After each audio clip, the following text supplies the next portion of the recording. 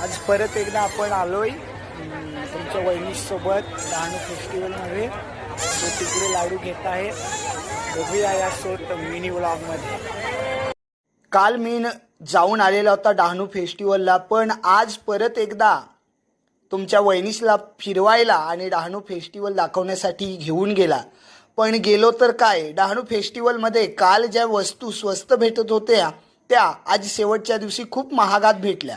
आम्ही मोमोज घेतले, पण एका मोमोजचे 50 रुपये आणि एका शोरमाचे एक शोरमा पीस 80 रुपये. कसं खायचं आणि कशा वस्तू घ्यायच्या या डहाणू फेस्टिवलमधून तेच समजत नव्हतं. फेस्टिवलमध्ये आलोय, हे घेतले मोमोज. जवळजवळ 20-30 रुपयाला एक मोमोज आहे, पण चव काय एवढी छान नाही लागत. आता ही तुमची वहिनीच पूनम तर खात पण नाही.